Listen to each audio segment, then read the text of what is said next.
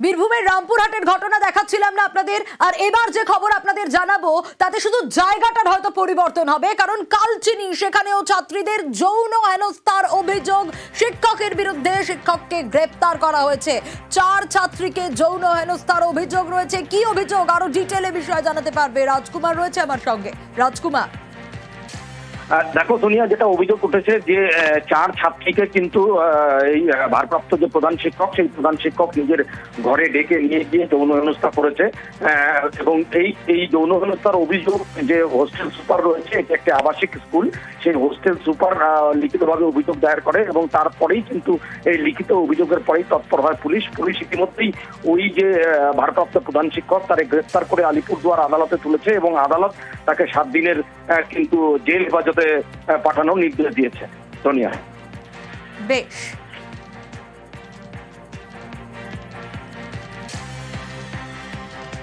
অন্যদিকে নদিয়ায় ছাত্রীকে কুপিয়ে খুন, বাড়ি থেকে তুলে নিয়ে গিয়ে খুন। নদিয়ার তাহেরপুরের এই ঘটনা। প্রেমের প্রস্তাবে রাজি না হওয়াতেই নাকি খুন। ফাঁকা গোয়াল ঘরে ক্ষত বিক্ষত দেহ, 10ম শ্রেণীর ছাত্রের রক্তাক্ত দেহ উদ্ধার। অভিযুক্ত যুবক গ্রেপ্তার। আরো একবার জানাবো, নদিয়ার তাহেরপুরের এই ঘটনা। প্রেমের প্রস্তাবে না করাতেই খুনের অনুমান। ফাঁকা গোয়াল ঘরে ক্ষত বিক্ষত দেহ উদ্ধার, ছাত্রীর রক্তাক্ত দেহ উদ্ধারের ঘটনা।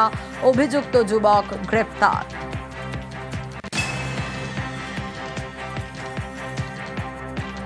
8টার পর থেকে খোঁজাখুঁজি করে না পাওয়ার এসে মেম্বারকে ডাকলাম যে এই ব্যাপার। ওই তখনই মেম্বার আর একটা ছেলে যাইয়ে গিয়ে দেখলো তার হাত, ওই ছেলেটার হাতে কাটার দাগ, 2 হাতে কাটা।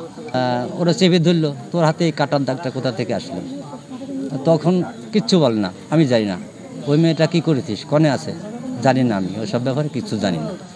তারপরে আমরা এই টর্চ মেরে খোঁজাখুঁজি শুরু করলাম। ওর রক্ত দেখে আমাদের সন্দেহ হলো যে ওর হাতে রক্ত কিসে, কাটা হইলো কিসে। তখনই আমরা বডিটা দেখতে পাই। এখন চাইছি কঠিন থেকে কঠিনতম শাস্তি যাতে হয়।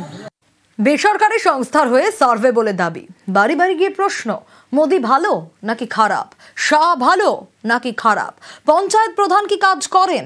আর এই সব প্রশ্ন করে তথ্য চুরির অভিযোগ বাসন্তীতে। মহিলাকে পাকড়াও করে পুলিশের হাতে তুলে দিলেন স্থানীয়রাই।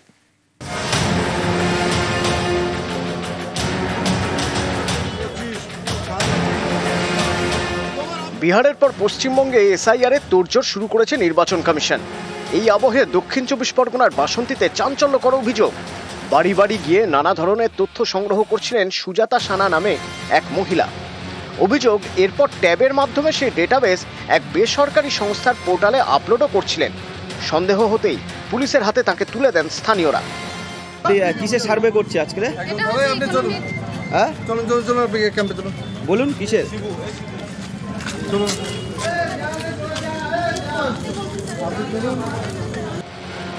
বৃহস্পতিবার সন্ধে বাসন্তীর কাঁঠালবেড়িয়ায় সুজাতা সানা নামে মহিলাকে ঘোরাঘুরি করতে দেখা যায়। স্থানীয়দের দাবি, তিনি গ্রামের মহিলাদের জিজ্ঞাসা করেন মোদি ভালো না খারাপ, শাহ ভালো না খারাপ, রাস্তাঘাট ভালো কিনা, বাড়ি আছে কিনা, বাড়িতে কি বিদ্যুৎ আছে, পঞ্চায়েত প্রধান কাজ করেন কিনা। স্থানীয়দের দাবি, শুধু প্রশ্ন করাই নয়, উত্তর কি দিতে হবে সেটাও নাকি বলে দিচ্ছিলেন এই মহিলা।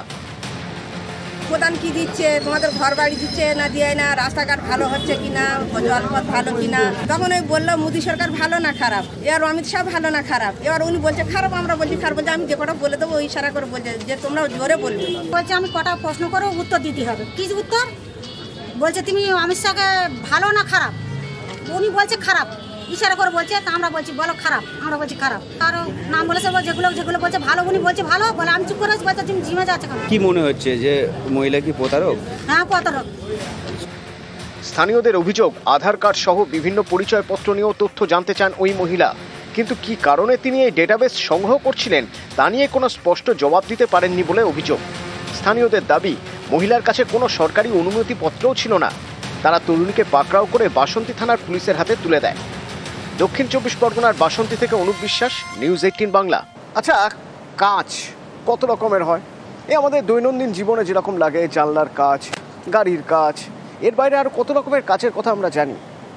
জানেন কি, আমাদের এই শহর কলকাতায় এমন কাজও তৈরি হয় যা বুলেট রুখে দিতে পারে? এমন কাজ, যে কাজ মহাকাশে কয়েকশো ডিগ্রি তাপমাত্রার হেরফেরেও অটুট থাকে।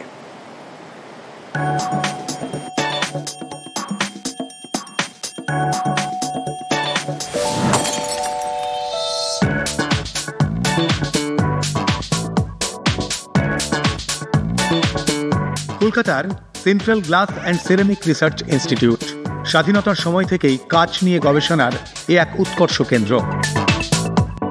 এক এক রকম কাজ, তার এক এক রকম কাজ, শুনলে অবাক হতে হয়। সেনা থেকে পুলিশ, দেশের যে কোনো বাহিনীর কাছে গুরুত্বপূর্ণ নিজেকে বাঁচানো, আর তার জন্য চাই বুলেট প্রুফ জ্যাকেট আর বুলেট প্রুফ গাড়ির কাজ। বুলেট প্রুফ জ্যাকেট তৈরি হচ্ছে সেরামিক দিয়ে।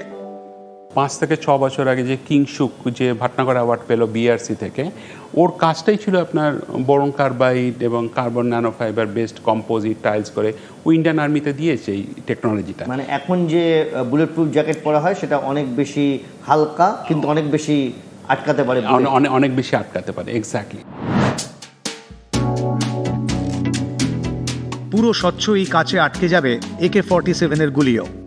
আগে অনেক মোটা এবং ভারী ব্যবস্থা করতে হতো এই বুলেট প্রুফ কাচের জন্য। এখন অনেক কম খরচ এবং ওজনেও অনেক কম এই কাচের।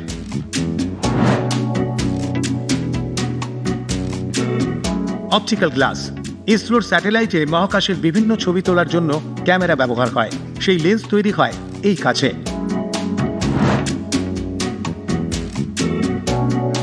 রেডিয়েশন ঠেকানোর কাজ করে এই কাচ।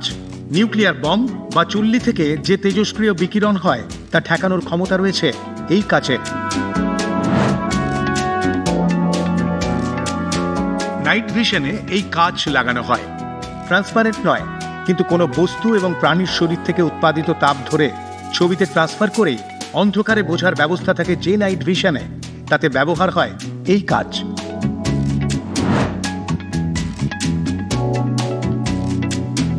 এই কাচের সম্প্রসারণ এবং সংকোচন প্রায় নেই বললেই চলে। -50 থেকে 150 ডিগ্রি সেলসিয়াস তাপমাত্রাতেও এই কাচ আকারে বদলায় না।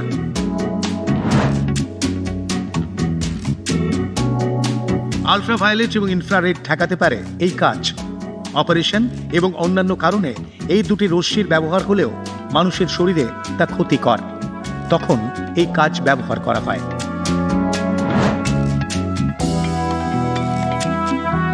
Laser guided missile. পৃথিবীর উন্নত দেশগুলি এমন কাচের মাধ্যমেই এমন মারণাস্ত্র তৈরি করেছে। ইসরোতে দেখুন সমস্ত জিনিস তো বাইরে থেকে নিয়ে আসে না, মানে এই যে স্পেস কোয়ালিটি অপটিক্যাল গ্লাস এগুলো সব বাইরে থেকে নিয়ে আসে।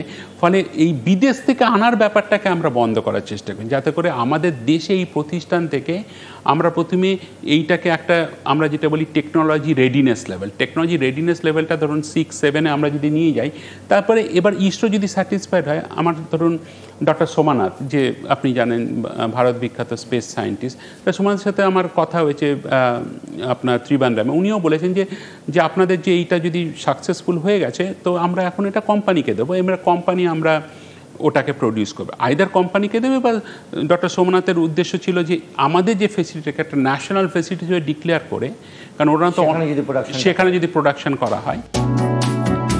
এমন বড় কাচের পিণ্ড থেকেই এই কলকাতার গবেষণাগারে তৈরি হচ্ছে দেশের সামরিক, মহাকাশ এবং অন্যান্য ক্ষেত্রে এগিয়ে যাওয়ার সরঞ্জাম। নিউজ 18 বাংলা।